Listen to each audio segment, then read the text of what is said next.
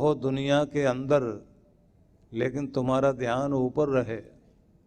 दुनिया की तरफ ध्यान रहेगा, क्योंकि मंदिर में बैठकर भी अगर दुकान याद आएगी तो फिर मंदिर मंदिर नहीं रहेगा, वहाँ भी बिजनेस ही चल रहा होगा। कितने कितने लोगों के दिमाग में नींद में भी दुकान चल रही होती है। लोगों को देखा शमशान घाट में खड़े हैं और एक दूसरे से बात कर रहे हैं, क्योंकि चिताएं बहुत सारी जल रही हैं। वो सेठ दूसरे से बोलता है, लाला जी बाजार यहाँ भी काफी गर्म है। भाषा वैसी हो जाती है ना, कह ये रहे हैं कि है यहाँ भी बहुत भीड़ लगी, बड़ी सारी चिताएं जल रही है, मरने वाले भी बहुत हो गए, लेकिन भाषा वही है ना, वही बोलने की। बाजार काफी गर्म लग रहा है यहाँ भी, क्योंकि रात दिन वही भाषा है, वही चलता है ना। सोते सोते भी वही ध्यान में आएगा, अपनी ही चादर नापी और सोते सोते फाड़ दी बीच में, और पत्नी उठकर आई, क्या कर रहे हो?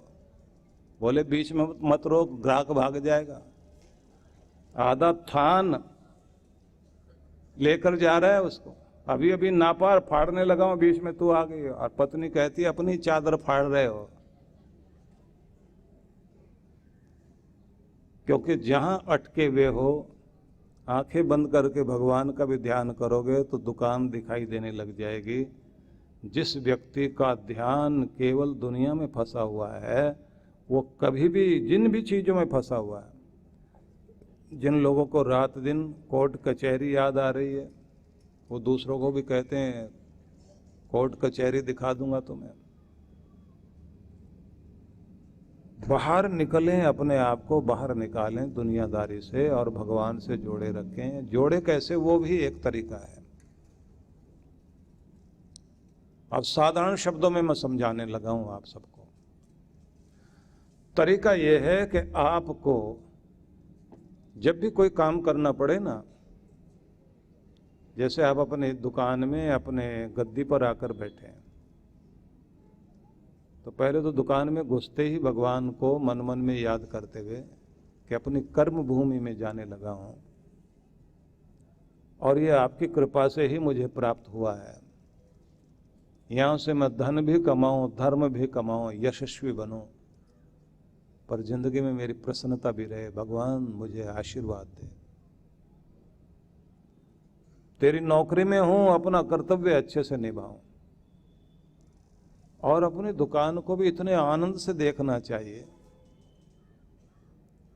कि आप अपने अंदर की सारी ऊर्जा, पवित्र ऊर्जा, पॉजिटिव एनर्जी सारी अपनी दुकान पे डालिए और फिर अपने गल्ले के पास जहां आप बैठते हैं वहां भी प्यार से उसे देखिए, जिससे आपकी समृद्धि बढ़े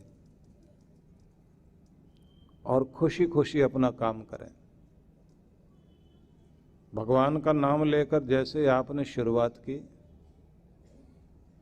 तो सबसे पहले वहां देखिए कोई नेगेटिविटी तो नहीं है। नकारात्मकता होती है, धूल मिट्टी कूड़ा कचरा, बेकार की बातें करने वाले लोग।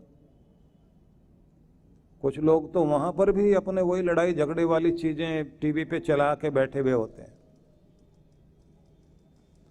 वहां बैठिए आप, अगर कोई भजन संगीत वाला धीमी धीमी आवाज आ रही है तो आए, जिससे मन में ताजगी बनी रहे। लेकिन पूरा ध्यान अपनी डायरी लेकर अच्छी प्लानिंग बनाइए। ग्राहक सामने है, ग्राहक के साथ अच्छा व्यवहार कीजिए।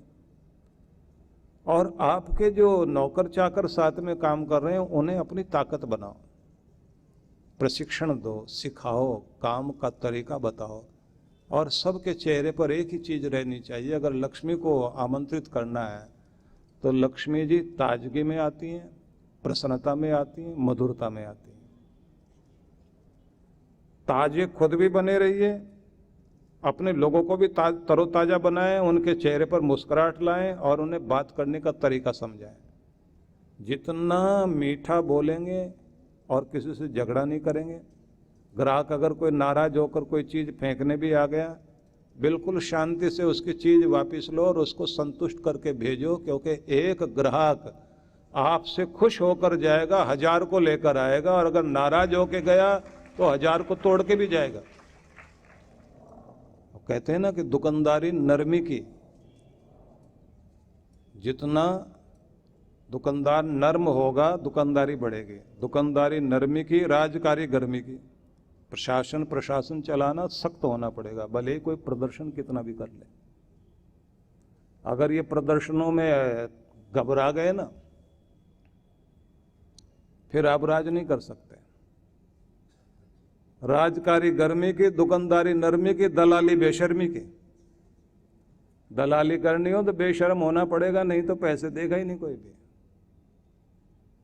तो जब आप भगवान का ध्यान करते हुए और अपनी दुकान पर आकर बैठे, खिले हुए बैठे, शांत बैठे हैं, मधुरता से बैठे हुए, मुस्कुराहट चेहरे पर है, व्यवहार मधुर है, और अगले व्यक्ति के साथ आप कम बोलते हैं, उसको बोलने का मौका देते हैं, तो उसके बाद क्या होता है कि समृद्धि आपकी तरफ आ रही है।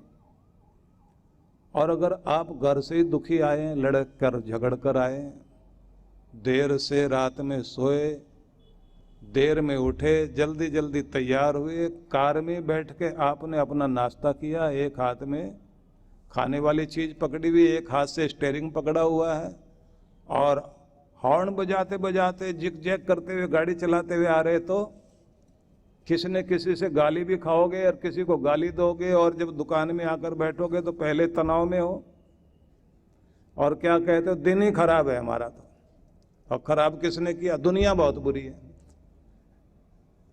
और शुरुआत अगर देखा जाए, दुनिया बुरी नहीं, वो तो वही लौटाती है जो आप हैं।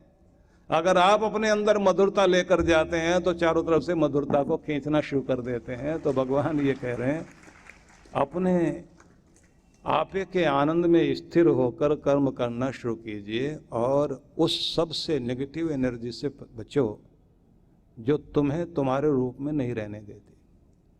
आगे फिर कहते हैं, सिद्धि और असिद्धि को, सफलता और असफलता, हार जीत दोनों के बीच में सम रहकर, बराबर रहकर, संतुलन बनाकर अपना कर्म करो, क्योंकि समत्वम ही, समता ही, संतुलन ही भगवान कहते हैं योग है।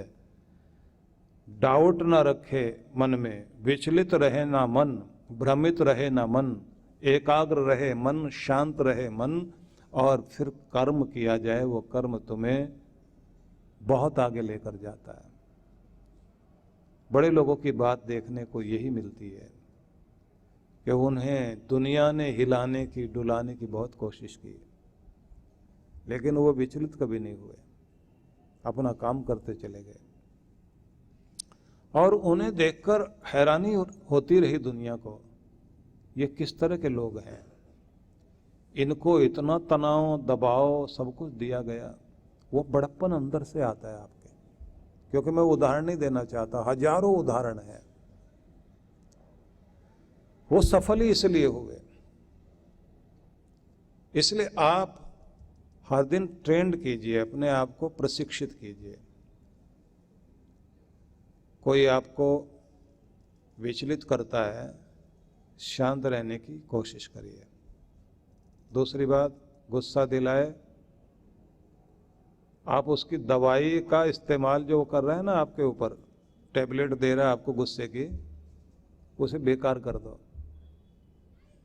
कोई आदमी आपको निराश करने के लिए तरह तरह की बातें कर रहा है, असर मत होने दीजिए, बल्कि उस समय और अपने आप को तैयार करो कि इनके बहकाने से, इनके जोश दिलाने से, इनके भड़काने से मुझे कोई फर्क पड़ने वाला नहीं, मेरी राह ऐसे ही चलेगी और हमने ऐसे ही आगे बढ़ते जाना है।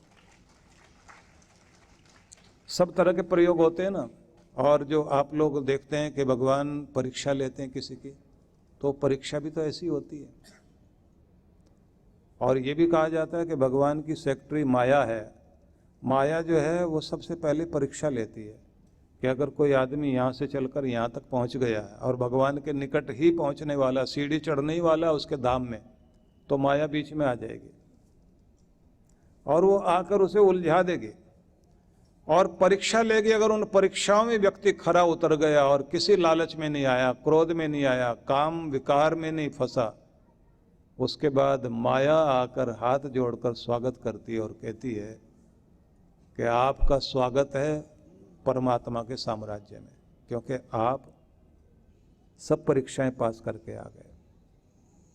अर्जुन के विषय में कहा जाता है कि भगवान श्री कृष्ण ने उसको कहा कि अर्जुन तुम जाओ, एक बड़ा युद्ध होगा आगे चलकर, जिसे टालने की भरसक कोशिश की जाएगी, तो उसके लिए तुम्हें अपने आप को अभी से सक्षम बनाना है। हिमालय में जाकर साधना करो। हिमालय में साधना करनी है तो शिव जी की करनी है। तो शिव की साधना करने के लिए गए। शिव साधना करने के लिए गए, जैसे महाराज अग्रसेन के विषय में भी कहा जाता ना कि महाराज अग्रसेन जो है वो भी हरिद्वार के निकट बैठ करके शिव जी की साधना करने के लिए बैठे थे। और शिव जी की साधना करने बैठे तो उनको शिव की ओर से प्रेरणा हुई कि तुम लक्ष्मी आराधना करो। लक्ष्मी आराधना की तो लक्ष्मी माता ने कहा मैं तुम्हारी कुल देवी बनने के लिए तैयार हूँ, लेकिन एक नई दुनिया बसाने की कोशिश करो, एक नए नगर बनाने की कोशिश करो। साधना से व्यक्ति को बड़ी बड़ी प्रेरणाएं मिलती हैं। हमारे सारे पूर्वज लोग जो है वो साधना करते थे। हम लोग जो है वो साधना से दूर भागते हैं। आंखें बंद ही नहीं होती है, बंद हो तो पता नहीं कौन कौन दिखाई देते हैं। अभी से अभ्यास करना चाहिए। कल मैं एक वीडियो देख रहा था, मेरे पास में जापान से किसी ने भेजा। हैरानी हुई कि 5, 6, 7 साल ज़्यादा से ज़्यादा उम्र वाले बच्चे आंखें बंद करके ध्यान लगा रहे हैं और कोई वहाँ बताने वाला नहीं। सब लाइनों में बैठे हैं। 4 साल का बच्चा, 5 साल का, 6 साल का, ज़्यादा से ज़्यादा 7 साल का बच्चा, सब आंखें बंद करके बैठे। बीच बीच में आंखें खोलते हैं, फिर आंखें बंद करते हैं। अभी से अभ्यास डाला जा रहा है, क्योंकि जापान के साथ जो कुछ घटा था, परमाणु बम का हमला हो जाने के बाद जैसे जापान टूट गया था, उन्हें आगे बढ़ने के लिए बिल्डिंगें पहले नहीं बनाई। उन्होंने अपने बच्चों को पढ़ाया, अपने मनोबल को मजबूत किया, अपने विश्वास को बढ़ाया, अपनी गुणवत्ता को बढ़ाया और ध्यान पर बहुत ध्यान दिया उन्होंने, जिसके कारण जापान फिर से एक बड़ी शक्तिशाली अर्थव्यवस्था बना दुनिया का। हर घर में मैं तो ये कहना चाहता हूँ, थोड़ी देर मौन बैठना, शांत बैठना, मन टिकाकर बैठना, आदत डालना शुरू कीजिए। अब फिर थोड़ा थोड़ा ध्यान। आप देखें आपकी तपस्या आपको कहाँ ले जाती है, आपका अपना जप तप वो आपको कहाँ ले जाता है। ये बहुत अद्भुत चीज होती है। आपके जीवन में सबसे बड़ा क्षण, ऊंचा क्षण वो होता है जब आपको ऐसी कोई कृपा प्राप्त हो जाए, गुरु की दी हुई विधि के अनुसार ध्यान करने का मौका मिले। और मैं तो कहूँगा, गुरु से दीक्षा लेने के बाद अपने मंत्र की सिद्धि करने के लिए कोशिश करनी चाहिए, क्योंकि मंत्र साधना तो आप घर में करते ही हैं। मंत्र सिद्धि की साधना करो, फिर नहीं तो गुरु से दोबारा जाकर सीखो। मंत्र सिद्धि साधना जब आप सीखते हैं ना, तो आपका मंत्र सिद्ध हो जाता है। जब मंत्र सिद्ध हो जाता है तो आपकी तपस्या सफल होने लगती है और ऐसी ऐसी चीजें होंगी आप हैरान हो जाओगे। शुरू शुरू में मंत्र ले और श्रद्धा से करे आदमी तो बहुत सारे चमत्कार घटते दिखाई देंगे, और जिस समय किसी की मंत्र सिद्धि हो जाए उस समय भी चमत्कार होते हैं। गुरु के पास जाकर ये मौका जरूर ढूंढो, और नहीं तो एक काम जरूर करना चाहिए, साल में एक आध बार गुरु के निकट जाकर, आश्रम में जाकर रहना पड़े तो थोड़े दिन वहाँ साधना सीखिए। हम लोग बुलाते हैं हर वर्ष 2 तरह की साधनाओं के लिए। एक तो बुलाते हैं जब ऋषिकेश में साधना कराते हैं, और एक चांद्रायण तप के लिए बुलाते हैं, पूरे जीवन में किए गए पाप ताप से मुक्त होने के लिए साधना करना। अगर पूर्णिमा से पूर्णिमा तक 1 महीने की साधना कर ली जाए तो अंतःकरण को शोधन करने का इससे बढ़िया कोई तरीका नहीं है। सभी तरह के पाप ताप को धोने के लिए माना जाता चांद्रायण सबसे महत्वपूर्ण है। चांद्रायण व्रत भी, चांद्रायण तप भी, चांद्रायण साधना भी, और हिमालय के आंगन पे बैठ के करें तो फिर तो बहुत अच्छी बात है। नदी का तट, बर्फीले पहाड़ों के मध्य, और ऐसा वातावरण जहां न मक्खी न मच्छर न गर्मी न सर्दी, सम अवस्था, और सारा दिन ऐसा ही लगता रहे कि जैसे अभी तो दिन की शुरुआत ही हुई है। भगवान शिव ने भी तो ऐसे स्थान चुने। तो अर्जुन ने भी हिमालय में तप किया ना। हिमालय में तप करने के लिए अर्जुन गया और भगवान शिव की आराधना करने के लिए बैठे। उसी समय अप्सरा आ गई। माया को भगवान भेजते हैं ना कि जाओ परीक्षा लेकर देखो। अप्सरा के आने के बाद भी अर्जुन विचलित नहीं हुए, बल्कि उनको माता कह करके प्रणाम किया। अप्सरा जब जाने लगी तो शाप देना चाहा, उसने कह दिया कि तुम्हें तो देखकर लगता है कि तुम मर्द हो ही नहीं, नपुंसक हो जाओ।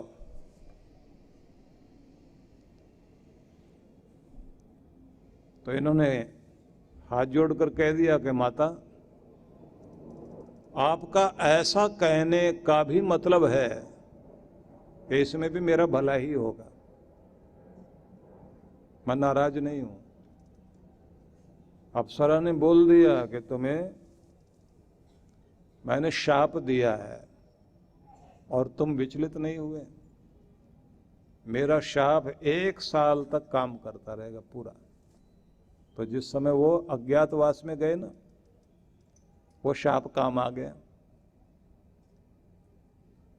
उस समय अर्जुन जो उनको कहा ना कि तुम नपुंसक हो जाओ, तो उन्होंने उसी तरह से किन्नर बनकर 1 वर्ष तक नाचते गाते रहे। इतने बड़े फौजी को, सेनापति को, अब कोई फौज का कमांडर रहा हो और उसको कहो कि ये रोल दिया जा रहा है, तुमको गाना बजाना है, नाचना है, और दिखाई ऐसा ही देना चाहिए कि जन्मजात यही हो तुम, आसान है क्या? अर्जुन वैसे ही बनकर विराट नगर में रहे 1 साल तक, और राजा भी नहीं पहचान पाया, और वहां तक दुर्योधन के सारे जासूस लगे हुए थे ढूंढने के लिए। अर्जुन ने अपने मन में एक बात समझी हुई थी कि तपस्या कभी भी बेकार नहीं जाती। तपस्या में अगर वरदान नहीं मिला, शाप भी मिल गया, वो भी काम आ जाएगा तुम्हारे, क्योंकि तपस्या कभी भी बेकार नहीं जाएगी। उसने उनको बचाया। इसलिए तपस्या करना, साधना करना, ये नियम होना चाहिए। आप मौका ढूंढिए। साधारण व्रत करने का तो मौका सबको मिलता है ना। आप लोग कोई भी व्रत करते हैं, नवरात्रों के व्रत होते हैं आपके, पूर्णिमा के भी कई लोग व्रत करते हैं, कुछ लोग अलग अलग दिनों के करते हैं। ये व्रत भी एक छोटी सी तपस्या है। अगर उस दिन आप पूरे दिन मर्यादा में रहकर अपने दिन का प्रयोग करें। इसलिए मैं आपसे कहना चाहता हूं, अपने भीतर से अपने आप को शक्तिशाली बनाने के लिए पहले तो संतुलन की साधना करनी चाहिए। अपने आप को संतुलित रखना। मान मिले तो बहुत ज्यादा खुश मत हो जाओ, और अगर अपमान मिला तो अपने आप को टूटने मत दो। जीत गए तो आसमान में उछलने की कोशिश मत करो, अगर हार गए तो मन से मत हारो।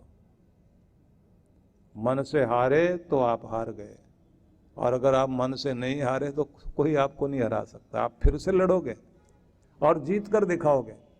जो मन से नहीं हारा तो बीमारी भी उसे हरा नहीं सकती, गरीबी उसे नहीं हरा सकती, वो आदमी जीता ही रहेगा। इसलिए मन से मजबूत रहना। महात्मा बुद्ध ने इसको एक अलग तरह से कहा। वो कहते हैं कि जीवन में अति को छोड़िए, मध्यम में रहिए। किसी भी चीज की अति में रहोगे तो वहां दुखी हो जाओगे, और मध्यम में रहोगे तो वहां संतुलित हो जाओगे कि ना तो ज्यादा आराम और ना ज्यादा काम, ना बिल्कुल बहुत ज्यादा गुस्सा और ऐसा भी नहीं कि कहीं जरूरत पड़े तो विरोधी ना कर पाओ।